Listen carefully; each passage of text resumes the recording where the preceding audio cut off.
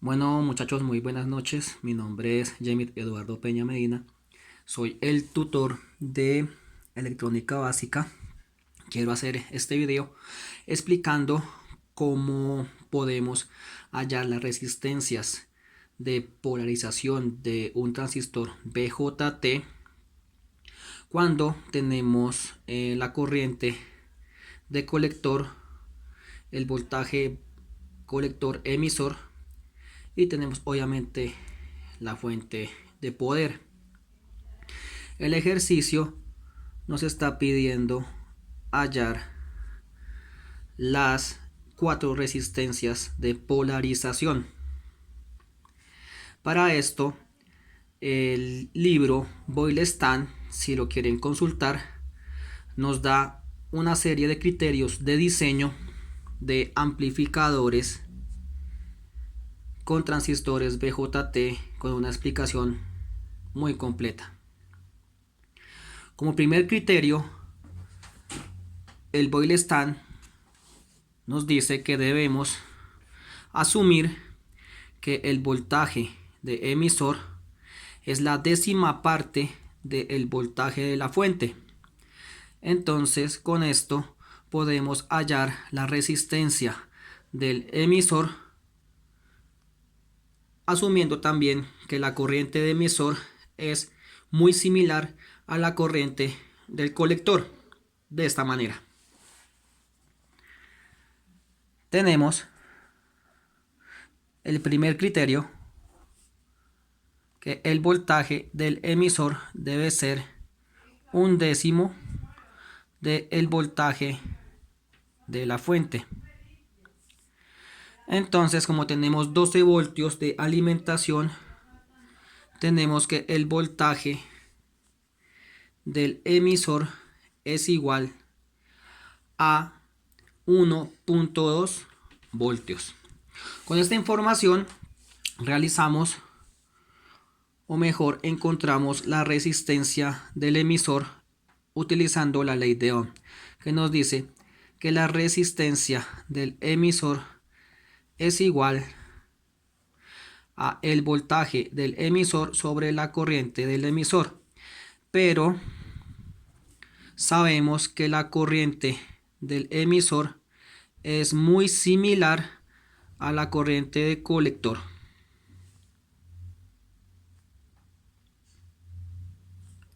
Por lo tanto, tenemos que la resistencia del emisor es igual a el voltaje del emisor sobre la corriente del colector.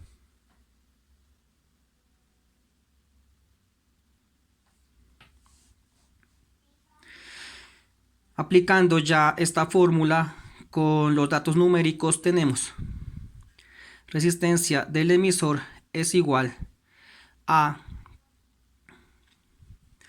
1.2 voltios sobre 1 miliamperio, y esto nos da como resultado 1.2 kilo ohmios.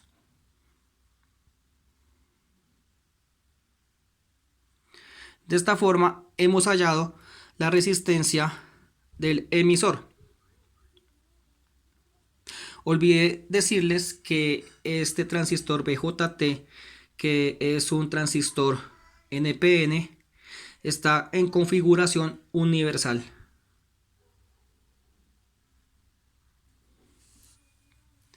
El segundo criterio de diseño nos dice que tenemos que hallar la resistencia del colector. No sabemos cuál es la resistencia del colector.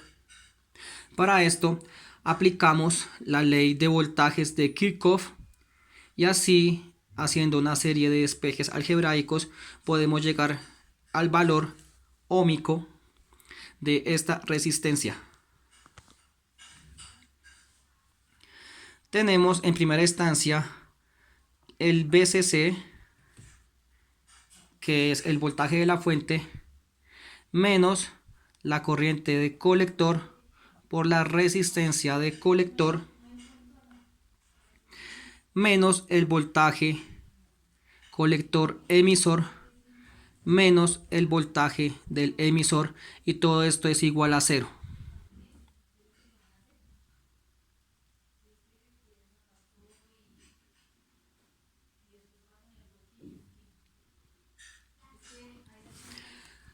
Acto seguido tenemos que hallar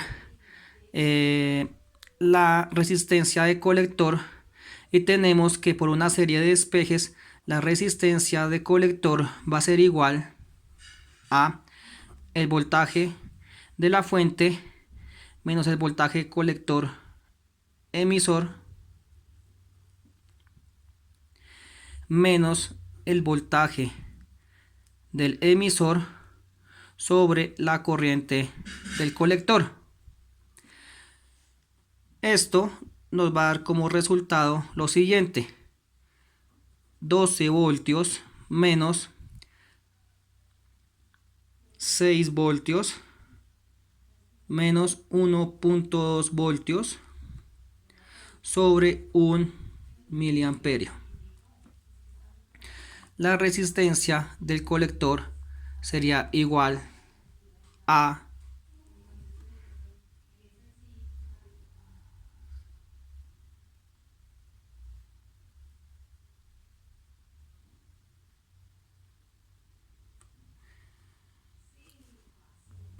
tenemos como resultado de la resistencia del colector 4.8 voltios sobre 1 miliamperio, y esto es igual a 4.8 kiloohmios.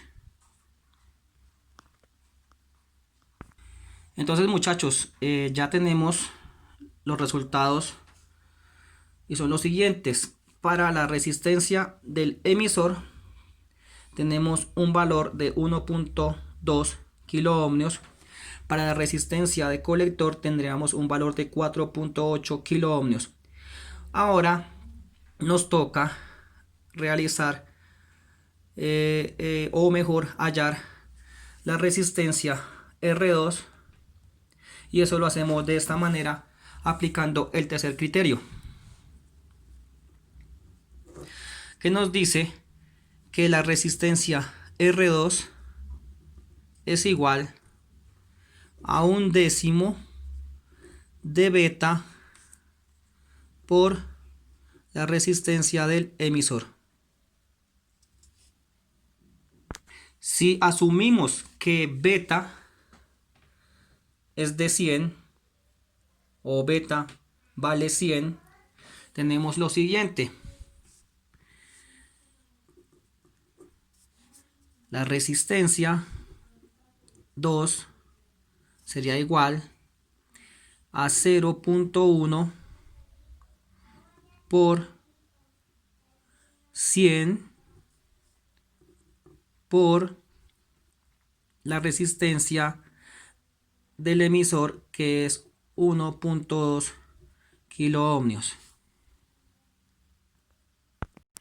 R2 sería igual entonces a 0.1 por 100 nos da 10 por 1.2 kiloohmios, y esto es igual a 12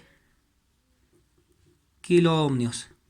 Y de esta forma hemos hallado la resistencia número 2. Recordemos que tenemos aquí un divisor de voltaje dado por la resistencia R1 y R2, y el voltaje que tenemos acá es el resultado de este divisor de voltaje, que también implica el valor de la corriente de base. El cuarto criterio de diseño de amplificadores BJT nos dice que tenemos que hallar el voltaje de la base, y eso lo hacemos de esta manera. El voltaje de la base sabemos que debe ser igual al voltaje base emisor más el voltaje del emisor. Sabemos que el voltaje base emisor es igual a 0.7 voltios y sabemos también que el voltaje del emisor es igual a 1.2 voltios, porque es la décima parte de la o del valor de la fuente. Tenemos como resultado 1.9 voltios, que es el voltaje de base. Pero entonces, para hallar la resistencia número 1, tenemos el siguiente o la siguiente expresión que nos dice que el voltaje de base es igual a el voltaje de la fuente por R2 y todo sobre R1 más R2. Esta expresión es el voltaje de la base, que no es más que la expresión del divisor de voltaje. Haciendo el despeje, tenemos que la resistencia la resistencia número 1 es igual a la resistencia R2 factor del voltaje de la fuente menos el voltaje de la base sobre el voltaje de la base. Ustedes pueden comprobar esto despejando esta expresión y haciendo todo el proceso algebraico, el cual no realizo acá pues por cuestiones de tiempo, pero tiene que darles como resultado esta expresión que nos dice que la resistencia número 1 del divisor de voltaje es igual a la resistencia número 2 que factoriza a la fuente menos el voltaje de la base sobre el voltaje de la base. La resistencia R1 sería igual entonces a la resistencia número 2, que tiene un valor de 12 kiloohmios, y esto factoriza a la diferencia de la fuente, que son 12 voltios, me disculpan el tachón, 12 voltios menos 1.9 voltios, todo sobre 1.9 voltios, que nos da como resultado, bueno muchachos, esto nos da como resultado, haciendo ya las operaciones, 63.789.4 ohmios o 63.79 kiloohmios. Y de esta forma hemos hallado la resistencia, o mejor las resistencias de polarización de este transistor en configuración universal. Entonces recordemos, esta configuración está alimentada a 12 voltios, tiene un voltaje colector emisor de 6 voltios, el cual es la primera condición para que amplifique, tiene una corriente de colector de 1 miliamperio, un beta de 100, y nos pidieron hallar las resistencias que polarizan correctamente a este transistor para que funcione como amplificador. Y ya hicimos los cálculos y obtuvimos resistencia del emisor igual a 1.2 kiloohmios. La resistencia de colector nos dio como resultado 4.8 kiloohmios. La resistencia R2 del divisor de voltaje nos dio como resultado 12 kiloohmios, como vemos acá. Y por último, la resistencia R1 del divisor de voltaje, aplicando valga la redundancia, la fórmula del divisor de voltaje, nos dio como resultado 63.79 kiloohmios. Y de esta forma hemos hallado las 4 resistencias de polarización de este transistor BJT. Espero la explicación haya sido clara, muchachos, y cualquier duda que tengan, espero que me pregunten en la tutoría. Gracias y hasta la próxima.